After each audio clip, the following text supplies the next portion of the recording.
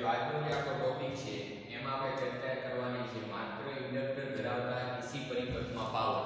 તો આપણે અગાઉ માત્ર ઇન્ડક્ટર ધરાવતો એસી પરિપથ છે એ સર્કિટની ચર્ચા કરી હતી. એના ઉપરથી આપણે બે વોલ્ટેજ અને જે પ્રવાહના સમીકરણો છે આપણે મેળવ્યા હતા. વોલ્ટેજનું સમીકરણ તો આપણે ડાયરેક્ટ લખી છે અને આપણે પ્રવાહનું સમીકરણ છે માત્ર ઇન્ડક્ટર L ધરાવતા પરિપથમાં જે વિદ્યુત પ્રવાહ છે એનું સમીકરણ મેળવ્યું હતું. I Im sin omega t minus pi by 2, જ્યાં સમજો Im Vm છેદમાં XL. XL ને આપણે શું કહીશું તો કહીને કહેવાય ઇન્ડક્ટિવ રિએક્ટન્સ, ઇન્ડક્ટરનો અસરકારક અવરોધ, જેનું સૂત્ર છે ઓમેગા ઇન્ટુ L. હવે આપણે પાવર ની વાત કરવાની છે. માત્ર ઇન્ડક્ટર ધરાવતો જે એસી પરિપથ છે એમાં સરેરાશ પાવર છે કેટલો હોય. જો હું સિમ્પલ એની જે આકૃતિ છે એ દોરું છું. માત્ર ઇન્ડક્ટર ધરાવતો જે એસી પરિપથ છે એમાં આપણે જે છે પાવર ની વાત કરવાની છે. V Vm sin omega t.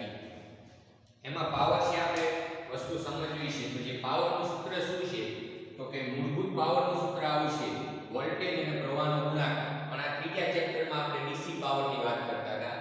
અહીંયા જે છે આપણે સરેરાશ પાવર લેશું. સમજો તો ઈ જે પાવર થશે P બાર અથવા તો આ રીતે P બાર સરેરાશ પાવર શું થશે તો કે વોલ્ટેજ અને પ્રવાહનો ગુણાકાર. એટલે કે આ રીતે આમાં આપણે કિંમત મૂકી દઈશું. V ની કિંમત શું છે તો કે Vm sin ઓમેગા t ઇન્ટુ અહીંયા જે છે Im sin omega t minus pi by 2.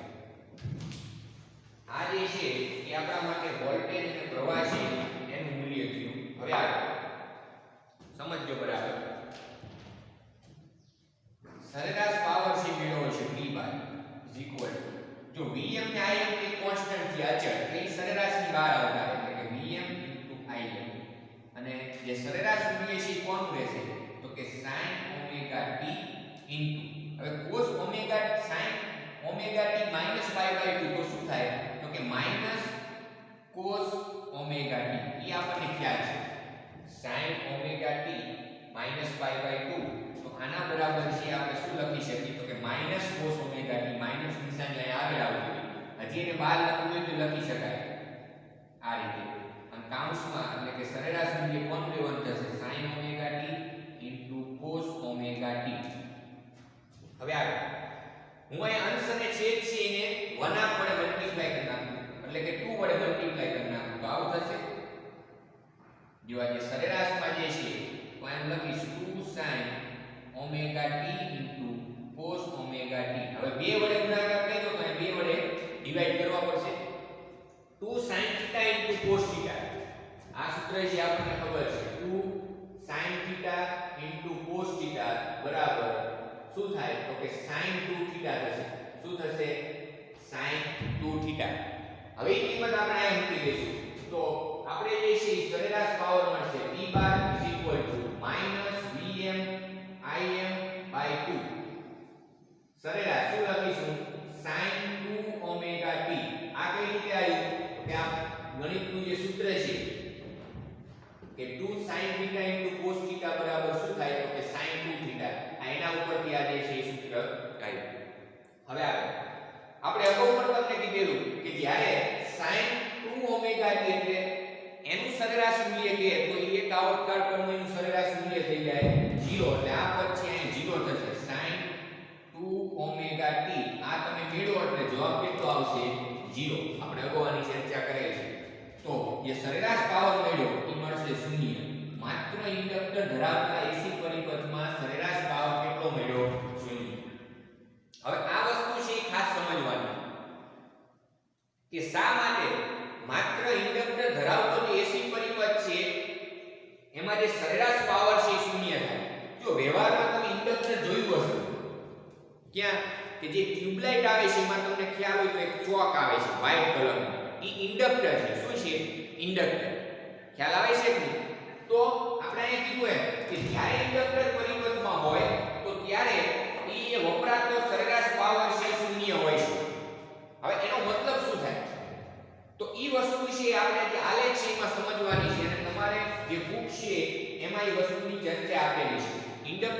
બીજું નામ છે ચોક કોઇલ. શું કહેવાય? ચોક કોઇલ. કારણ કે તમે જોયું હશે કે જે ટ્યુબલાઇટ છે એમાં આપણે એને ચોક તરીકે ઓળખીશું. ચોક એટલે બીજું કંઈ નહીં, એક વાહક તારનું એક ગૂંથણું છે જેને ઇંગ્લિશમાં છે ઇન્ડક્ટર તરીકે ઓળખવામાં આવે, જેનો એકમ છે હેનરી છે.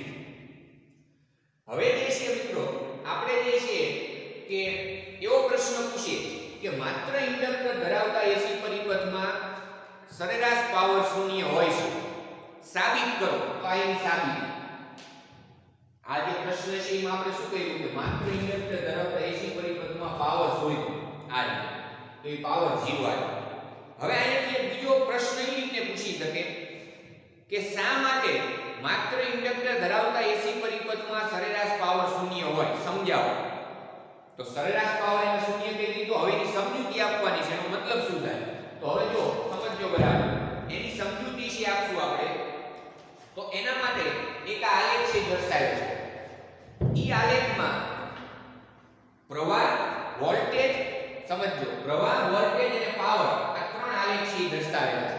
જે મેં અહીં દર્શાવ્યા છે કે જો આ જે છે એનો પાવરનો આલેખ છે, આ જે છે વોલ્ટેજનો આલેખ દર્શાવે છે, અને આ જે ડોટેડ લાઈન છે એ પ્રવાહનો આલેખ દર્શાવે છે. આલેખ છે કઈ રીતે દોર્યા છે? તો આપણે જ્યારે માત્ર ઇન્ડક્ટર ધરાવતા એસી પરિપથની વાત કરી ત્યારે એક વિધાન લખાયું હતું. એ ડાયરેક્ટલી ખ્યાલ હશે કડા બાબત. જેમ આપણે એમ કહીએ છીએ માત્ર અવરોધ ધરાવતા એસી પરિપથમાં પ્રવાહ અને વોલ્ટેજ સમાન કડામાં હોય, એ જ રીતે માત્ર ઇન્ડક્ટર ધરાવતા પરિપથમાં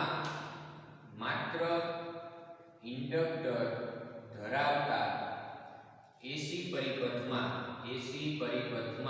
એટલે કે આ પરિપથ એસી પરિપથમાં પ્રવાહ એટલે કે I એ વોલ્ટેજ V કરતા કડામાં π/2 જેટલો પાછળ હશે.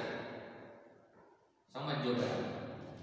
માત્ર ઇન્ડક્ટર ધરાવતા એસી પરિપથમાં પ્રવાહ એ કડામાં વોલ્ટેજ કરતા π/2 જેટલો પાછળ છે. એના બે સમીકરણ છે, એના ઉપરથી આપણે વસ્તુ સમજી શકીએ કે I બરાબર Im અહીંયા sin omega t sin omega t minus π/2 આવું મેળવ્યું તો આપણે, અને V બરાબર Vm sin ઓમેગા t. એટલે આ બે ઉપરથી આપણે આવું કહી શકાય માત્ર ઇન્ડક્ટર ધરાવતા એસી પરિપથમાં જે પ્રવાહ છે એ વોલ્ટેજ કરતા કડામાં π/2 જેટલો કેવો હોય?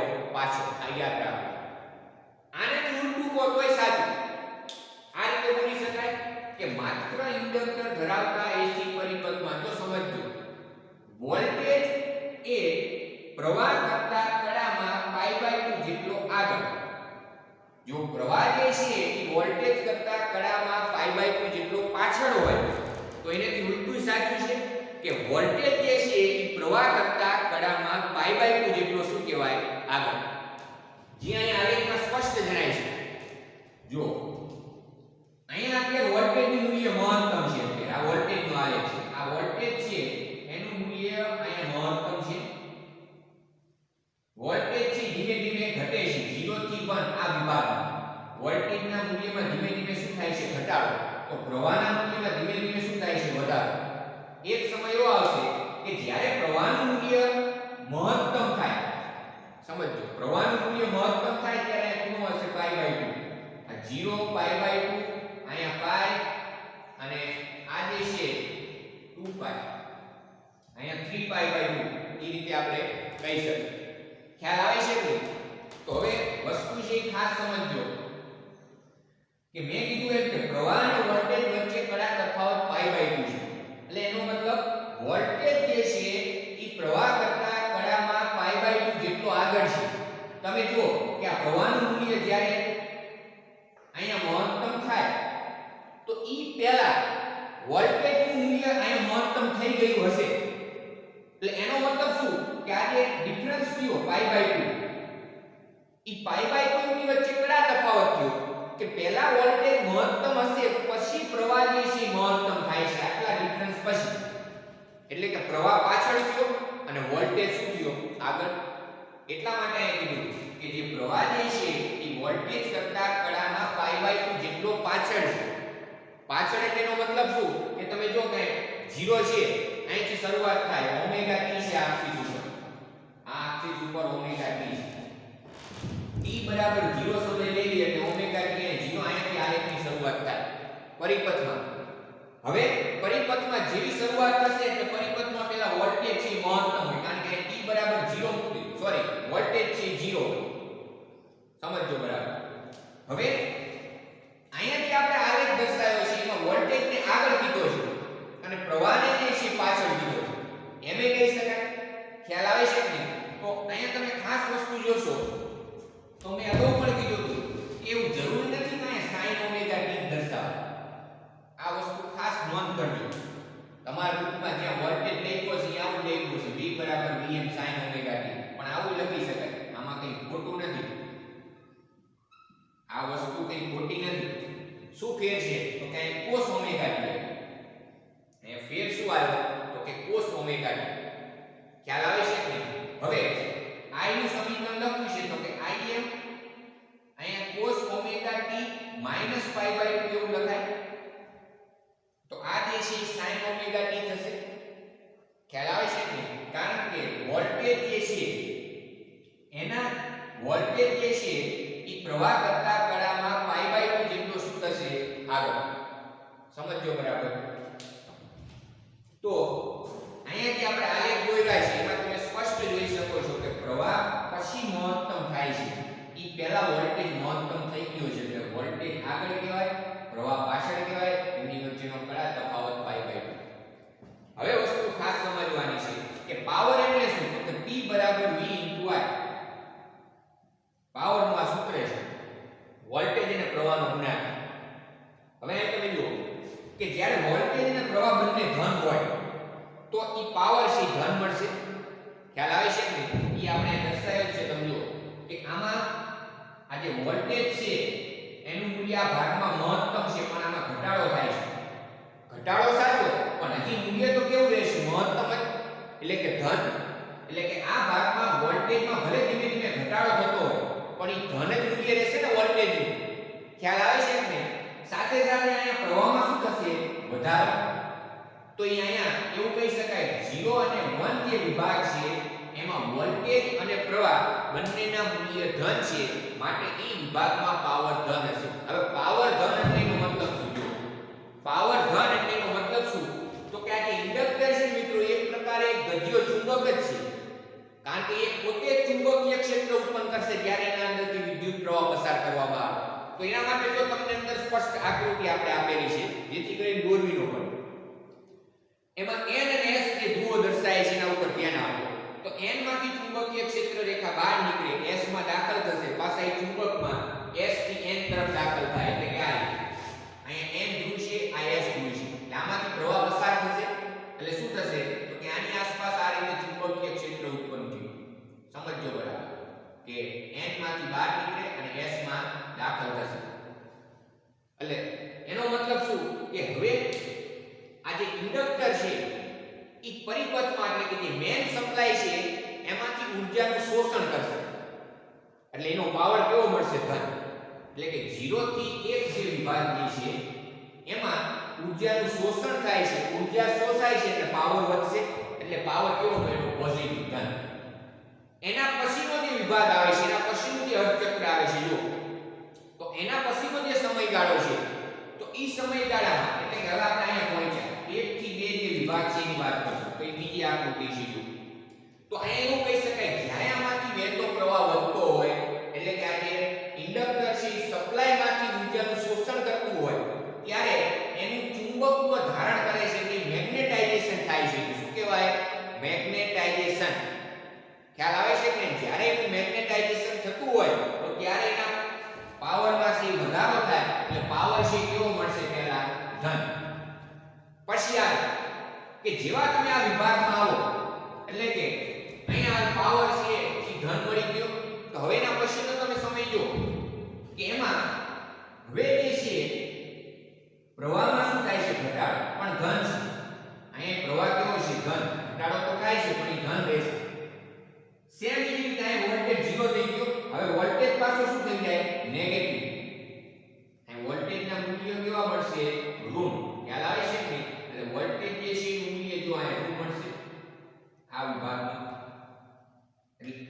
માટે આ જે 1 થી 2 આ જે વિભાગ છે એમાં પ્રવાહ ધન વોલ્ટેજ ઋણ તો એ બેનો ગુણાકાર ઋણ થાય પ્રવાહ જે છે ધન છે વોલ્ટેજ ઋણ તો આ બેનો ગુણાકાર ઋણ થાય માટે આ તમે જો કે પાવર છે કેવો થશે તો કે ઋણ આ પાવર માં આવે આ પાવર કેવો થયો ઋણ હવે પાવર ઋણ એટલે એનો મતલબ શું તો કે હવે આ જે છે ઇન્ડક્ટરમાં જે ચુંબકીય ક્ષેત્ર હતું એ ઘટતું જશે એ ઘટતું જાય એટલે એનો મતલબ એ ડીમેગ્નેટાઇઝેશન એમ થાય છે અને જ્યારે એનું ડીમેગ્નેટાઇઝેશન થાય ત્યારે એ સપ્લાયમાંથી જે ઊર્જા શોષી હોય એ ઊર્જા પાછી સપ્લાયને આપી દે પહેલા એ શું કર્યું કે સપ્લાય છે એમાંથી એક ઉદાહરણ તરીકે મેં કહું કે 10 જૂલ ઊર્જા લીધી 1 સેકન્ડમાં 1 સેકન્ડમાં એ 10 જૂલ ઊર્જા લીધી અને એનો મતલબ એનો પાવર થયો 10 વોટ એ કેટલો પાવરનું શોષણ કર્યું કેટલી ઊર્જાનું શોષણ કર્યું તો કે 10 વોટ એટલે કે દર સેકન્ડે 10 જૂલ ઊર્જા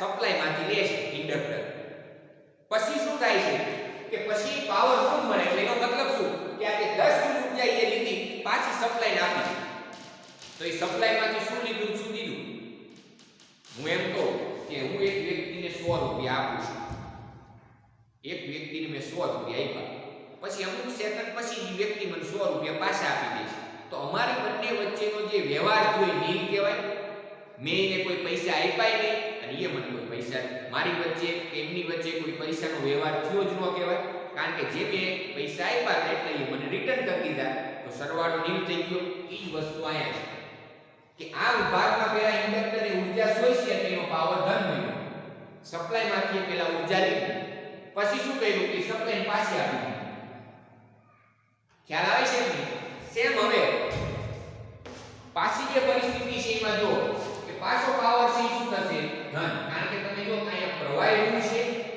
અને જે વોલ્ટેજ છે એ પણ ઋણ છે હવે બંને ઋણ હોય તો આપણને ખબર છે કે આ બંને ઋણ હોય તો એનો ગુણાકાર શું થાય એટલે અહીંયા પાવર સોરી ગુણાકાર શું થાય ધન તો આનો જે પાવર છે આ વિભાગમાં પાછો કેવો થઈ જશે પ્લસ તો પાછી હવે શું કરશે ઇન્ડક્ટર પાછી ઊર્જા શોષે છે એટલે ઊર્જા શોષી હવે ઊર્જા છે એની પાસે નહીં રાખે ફરી પાછો જે વિભાગ છે 3 થી 4 એમાં પાછી ઊર્જા સપ્લાયને આપી દે છે તો એક સાયકલ પૂર્ણ થાય એક ચક્ર પૂર્ણ થયું જ્વારી 0 થી 2π સુધી પહોંચો એટલે એક સાયકલ પૂર્ણ થાય તો એમાં શું થયું છે હું તમને ફરીવાર સમજાવું કે આ વિભાગમાં પહેલા એ ઊર્જાનું શોષણ કર્યું પછી જે છે વિભાગમાં એ ઊર્જા પરત કરી જેટલી ઊર્જા જોઈએ છે એટલી ઊર્જા એ પરત કરી નાખી પછી વળી પાછો પાવર ધન થયો એટલે પાછું ઊર્જાનું એ શોષણ કર્યું સપ્લાયમાં અને પછી જે પાછી જે ઊર્જા છે એને શું કરી પરત તો તમે જોઈ શકો છો કે સમગ્ર સાયકલ દરમિયાન એટલે કે એક પૂર્ણ પરિભ્રમણ દરમિયાન એ કેટલો પાવર છે એનો ઉપયોગ કર્યો તો કે 0 એ કેટલો પાવરનો ઉપયોગ કર્યો તો કે શું આનો મતલબ એવો નહીં સમજવાનો કે ઇન્ડક્ટર છે એ સપ્લાયમાંથી કોઈ પાવર લેતું જ નથી લે છે સમજજો ઇન્ડક્ટર જે છે એ સપ્લાયમાંથી પાવર તો ખેંચે જ છે પણ એ પાછો સપ્લાયને આપી દે છે એ જ ઇન્ડક્ટરની ખાસિયત ઇન્ડક્ટર જે છે ચોક કોઇલમાં જે ઇન્ડક્ટર હોય એના કોઈ મીટર જે હોય તમારા ઘરમાં જે મીટરમાં કે જેમાં ટ્યુબલાઇટ છે એનું બિલ આવતું સમજજો તો એવું બની શકે કે જો ઇન્ડક્ટર છે એ કંઈક ઊર્જા સંગ્રહી રાખતું હોય તો એનો મતલબ એ ઊર્જાનો વ્યય થયો તો એ બિલમાં કાઉન્ટ થાય એટલા માટે જે ચોક કોઇલની અંદર કાર્ય શું છે કે જ્યારે સપ્લાયમાંથી અમુક સમય ઊર્જા શોષશે એ પાછી ટ્યુબલાઇટને આપે એ જ ક્ષણે પાછી ઊર્જા આપી દેતું હોય પાછું શોષણ કરતું એટલે મેગ્નેટાઇઝ ડીમેગ્નેટાઇઝેશન ઉપરથી સતત ટ્યુબલાઇટ છે ઓન રહેશે તમે જેવી સ્વિચ ઓફ કરતો એટલે જેટલી ઊર્જા હતી પાછી રિટર્ન થઈ જાય એવી જ વસ્તુ કેપેસિટરમાં હોય એની પછી આપણે ચર્ચા કરીશું કે કેપેસિટર છે એમાં સેમ આ જ વસ્તુ બનશે ખ્યાલ આવે છે કે તો અહીંયા એક આપણે ખાસ સમજશું કે જે માત્ર ઇન્ડક્ટર ધરાવતા એસી પરિપથમાં જે પાવર હોય છે એ શૂન્ય હોય છે એનું કારણ શું તો એની આપણે ચર્ચા કરી હવે આગળ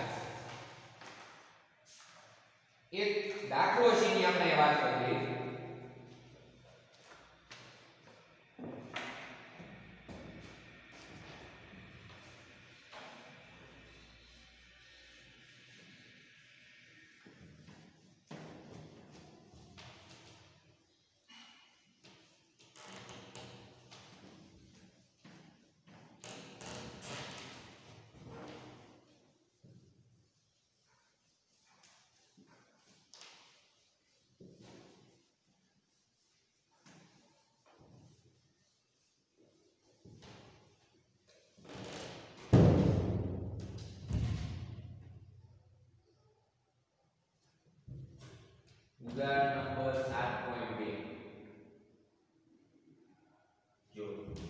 બીજું ઉદાહરણ જે છે એની આપણે ચર્ચા કરવાની છે, એમાં ધ્યાન આપશું.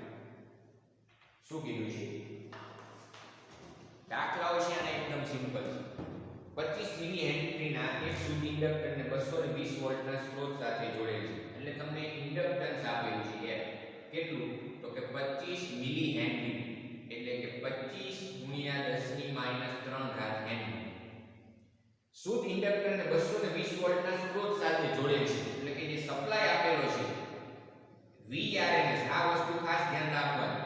આ જે વોલ્ટેજ છે એ 220 આપેલો છે, પણ એ વોલ્ટેજનું RMS મૂલ્ય કહેવાનું. જો સ્ત્રોતની આવૃત્તિ 50 હર્ટ્ઝ હોય, એટલે કે જે સ્ત્રોત જોડે છે એની આવૃત્તિ 50 હર્ટ્ઝ છે. આકૃતિ દોરી શકાય જાણકારી માટે કે આ ઇન્ડક્ટર છે એની સાથે AC સપ્લાય જોડેલો છે. એ સપ્લાયના વોલ્ટેજ છે 220 વોલ્ટ, આવૃત્તિ છે એ 50 હર્ટ્ઝ છે, કારણ કે ઇન્ડિયામાં આવૃત્તિ 50 હર્ટ્ઝ. આમાંથી વહેતો પ્રવાહ આનું ઇન્ડક્ટન્સ L. તો ઇન્ડક્ટન્સ L બરાબર છે 25 મિલી હેનરી. આમાંથી વહેતો પ્રવાહ છે I છે. આગળ ઇન્ડક્ટિવ રિએક્ટન્સ અને પરિપથનો RMS પ્રવાહ શોધો. ઇન્ડક્ટિવ રિએક્ટન્સ એટલે શું? માત્ર ઇન્ડક્ટર ધરાવતા AC પરિપથમાં ઇન્ડક્ટિવ રિએક્ટન્સ એને કહેવાય XL. અને એનું સૂત્ર શું? તો કે એ સૂત્ર છે omega into L. Inductive reactance પૂછે તો એનું સૂત્ર થાય ઓમેગા ઇન્ટુ L. એનો એકમ થશે ઓહ્મ, કારણ કે ઇન્ડક્ટરનો શું કહેવાય? અસરકારક અવરોધ. આનું બીજું નામ છે ઇન્ડક્ટરનો અસરકારક અવરોધ. બરાબર. ઓમેગા એટલે 2πf ઇન્ટુ L બરાબર 2πf એટલે કે 2π ગુણ્યા f એટલે 50 ગુણ્યા L એટલે 25 ગુણ્યા 10 ની -3 ઘાત. જોવાનો જવાબ છે કેટલો આવે છે? ઇન્ડક્ટિવ રિએક્ટન્સ અથવા તો ઇન્ડક્ટરનો અસરકારક અવરોધ એ જવાબ આવશે 7.85 ઓહ્મ. કેટલો આવશે આન્સર? 7.85 ઓહ્મ. સમજો બરાબર. હવે આગળ પરિપથનો RMS પ્રવાહ. તો આપણને ખબર છે કે RMS પ્રવાહ મેળવવો છે તો પહેલા તો આપણને આ સૂત્ર ખબર હોવી જોઈએ. ઇન્ડક્ટર માટે આ સૂત્ર આપણે મેળવ્યું હતું. ઇન્ડક્ટર માટે ફરીવાર વોલ્ટેજનું સૂત્ર યાદ હોવું જોઈએ. V Vm sin omega t. જો આ દાખલામાં વોલ્ટેજ અને પ્રવાહના સૂત્ર ખાસ યાદ હોવા જોઈએ. અને I Im sin omega t -π/2. આવું માત્ર ઇન્ડક્ટર ધરાવતા AC પરિપથમાં આપણે વોલ્ટેજ અને પ્રવાહનું સૂત્ર લખી છે.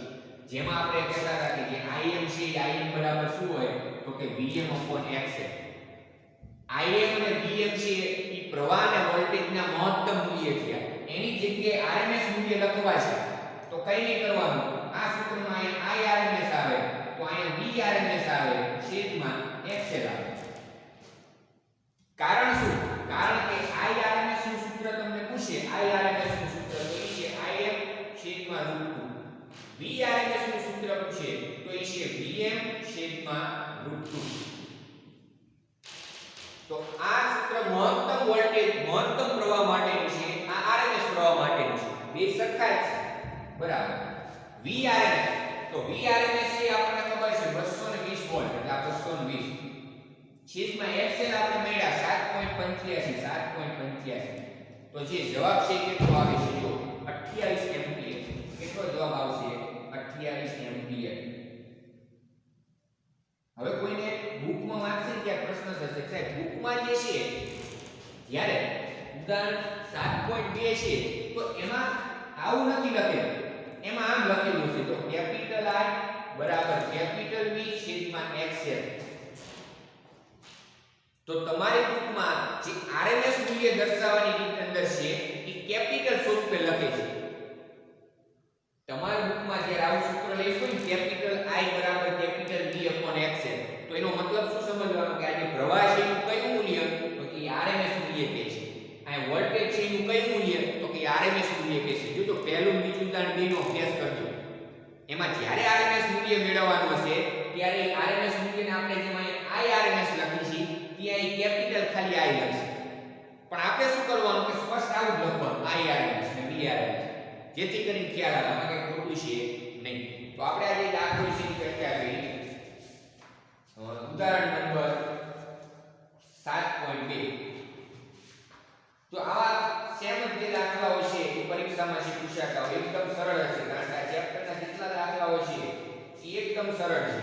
ખાલી જે સૂત્ર તમને ખ્યાલ હોય તો એના ઉપરથી આપણે ડાયરેક્ટ રેશી મેળવી શકીએ. હવે સમજો, એની સાથે હું અહીં ચર્ચા કરીશ સ્વાધ્યાયનો દાખલા નંબર 7.1. સમજો, એમાં આપણે જે સિલેબસમાં ચર્ચા કરવાની છે એમાં ખાલી 7.1 નો એ જે વિભાગ છે એની વાત કરવાની છે. એમાં શું કીધું છે કે 220 વોલ્ટ 50 હર્ટ્ઝ એસી સપ્લાય સાથે 100 ઓહ્મ અવરોધ જોડેલ છે. પરિપથમાં પ્રવાહનું RMS મૂલ્ય શું હશે? પરિપથમાં જે પ્રવાહ જે છે RMS મૂલ્ય કીધું છે. તો પહેલા તો એ ખબર હોવી જોઈએ તમને રકમ સીમા કયો પરિપથ આપેલો છે. સમજ, રકમ છે એમાં પરિપથ છે કયો આપેલો છે એ ખબર પડી જવી જોઈએ. રકમ માત્રીના ઉપરથી ખબર પડી જાય કયો એસી પરિપથ આપેલો છે. તો અહીંયા તમને જે એસી પરિપથ આપેલો છે એમાં ધ્યાન આપો કે 220 વોલ્ટ 50 એસી સપ્લાય સાથે 100 ઓહ્મ અવરોધ જોડેલો છે. એટલે કે સપ્લાય સાથે જે અવરોધ જોડેલો છે એ અવરોધ R બરાબર છે 100 ઓહ્મ અને એ સપ્લાય છે એસી સપ્લાય છે જેના વોલ્ટેજ છે 220 વોલ્ટ, આવૃત્તિ 50 હર્ટ્ઝ અને આમાંથી જે વહેતો પ્રવાહ છે I છે. મતલબ આ પરિપથ કયો થયો તો કે માત્ર અવરોધ ધરાવતો એસી પરિપથ. માત્ર અવરોધ ધરાવતા એસી પરિપથ ડાયરેક્ટ મગજમાં આવે એટલે એના બધા ફોર્મ્યુલા આવી જવા જોઈએ. વોલ્ટેજ નું V બરાબર Vm sin omega t, I નું I બરાબર Im sin ઓમેગા t, જ્યાં Im બરાબર શું તો કે Vm છેદમાં R. Im is equal to શું તો કે Vm છેદમાં R. કોઈ પણ પરિપથ કે આ સૂત્ર તો યાદ જ હોવા જોઈએ. પછી આવું RMS માટે કે તો આવું IRMS બરાબર VRMS છેદમાં R. આ પ્રવાહનું મહત્તમ મૂલ્ય શોધવાનું સૂત્ર છે. આ પ્રવાહનું RMS મૂલ્ય શોધવાનું સૂત્ર છે. R છે શું છે પરિપથનો અવરોધ. ખ્યાલ આવે છે? હવે આગળ પરિપથમાં પ્રવાહનું RMS મૂલ્ય શું હશે? પહેલો અંદર જે પ્રશ્ન છે એટલે કે IRMS તમારે શોધવાનું છે તો કે VRMS છેદમાં R. VRMS એટલે કેટલા તો કે 220 વોલ્ટ. એ 220 વોલ્ટ જે આપેલા છે ને તમને વોલ્ટેજનું RMS મૂલ્ય છે. R એટલે શું તો કે 100 ઓહ્મ. 0 0 કેન્સલ, જવાબ આવશે 2.2 એમ્પિયર. આ જે છે પ્રવાહનું શું થશે? RMS મૂલ્ય. પ્રવાહ જે છે એનું શું થાય? RMS મૂલ્ય. હવે જો અંદર તમને જે બીજો પ્રશ્ન કીધો છે એ આપણે ગણવાનો નથી. એ સિલેબસ છે 70% એમાં લગભગ એ પ્રશ્ન છે ની અંદર વાત નથી કરવાની, પણ આ કરવી હોય તો કરી શકાય. તમને અંદર શું કીધું છે તો કે એક પૂર્ણ ચક્ર દરમિયાન ખર્ચાતો કુલ નેટ પાવર કેટલો? હવે આપણે આ થિયરી છે એમાં પાવર છે મેળવો તો E બરાબર શું હતો સરેરાશ પાવર તો કે I² રમેશ RMS નું બીજું I² Ramesh I² RMS into R. આ તો આપણે મેળવી લીધા 2.2 એનો સ્ક્વેર ગુણ્યા 100. તો અહીંયા તમે જુઓ કે 22/10 એનો આ વર્ગ ગુણ્યા 100. તો અહીંયા લખી શકો કે 22 એનો સ્ક્વેર છેદમાં 100 ગુણ્યા 100 એટલે 100 ગયા 22 નો વર્ગ. તો 22 નો વર્ગ થશે 484. 22 નો વર્ગ થાય 484. તો અહીંયા જે પાવર છે P કેટલો થાય 484.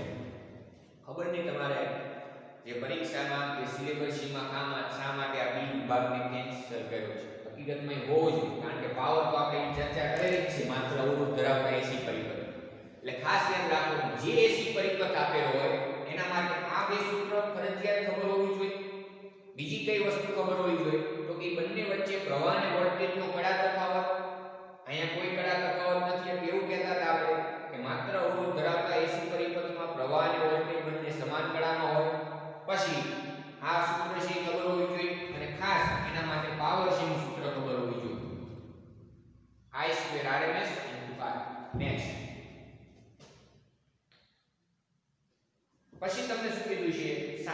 બે જે દાખલો છે એની આપણે સાથે સાથે ચર્ચા કરી લઈએ. સ્વાધ્યાયનો દાખલા નંબર 7.2 એમાં બે પ્રશ્ન છે a અને b. શું કીધું છે ખબર? એકદમ સિમ્પલ છે. એસી સપ્લાયના વોલ્ટેજનું મહત્તમ મૂલ્ય 300 વોલ્ટ છે. એસી સપ્લાય છે એમાં વોલ્ટેજનું મહત્તમ મૂલ્ય એટલે કે Vm કેટલું છે? 300 વોલ્ટ. Vm ની કિંમત 300 વોલ્ટ છે તો તેનો RMS વોલ્ટેજ કેટલો એટલે કે V રમેશ મેળવવાના છે. V રમેશ V RMS એટલે કે Vm છેદમાં √2. તો કે Vm એટલે 300 છેદમાં √2 એટલે તમારો જવાબ છે કેટલો આવશે જો. તો ઈ જે જવાબ આવશે તમારો 212.1 વોલ્ટ. આ જે જવાબ થશે 212.1 વોલ્ટ. આ જે છે તમારું RMS મૂલ્ય થાય. તમને રકમમાં મહત્તમ મૂલ્ય આપેલું છે અને જો RMS મૂલ્ય આપેલું હોય તો તમે મહત્તમ મૂલ્ય શોધી શકો. ખ્યાલ આવે છે? સૂત્ર ખાસ યાદ રાખો. V રમેશ બરાબર Vm/√2. I રમેશ બરાબર Im/√2. બીજો અંતર્ય પ્રશ્ન છે કે એસી પરિપથમાં પ્રવાહનું RMS મૂલ્ય 10 એમ્પિયર છે તો તેનું મહત્તમ મૂલ્ય શોધો. સિમ્પલ. I RMS આપેલા છે, પ્રવાહનું RMS મૂલ્ય 10 એમ્પિયર છે તો એનું મહત્તમ મૂલ્ય કેટલું? તો સૂત્ર તો એક જ છે. I RMS બરાબર Im/√2. સમજ. તો કે Im √2 I RMS.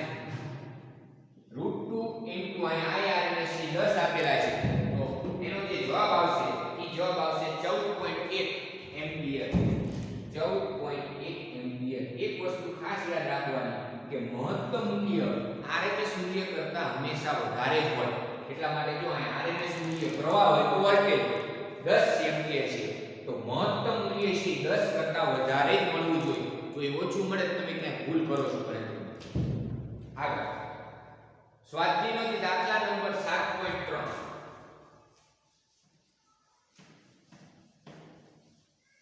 સ્વાધ્યાયનો દાખલા નંબર 7.3.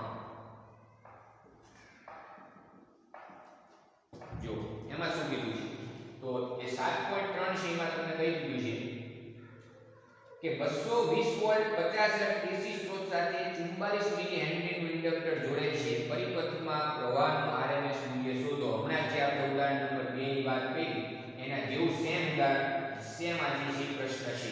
હું પહેલા આકૃતિ દોરી નાખું કે કયો પરિપથ થશે.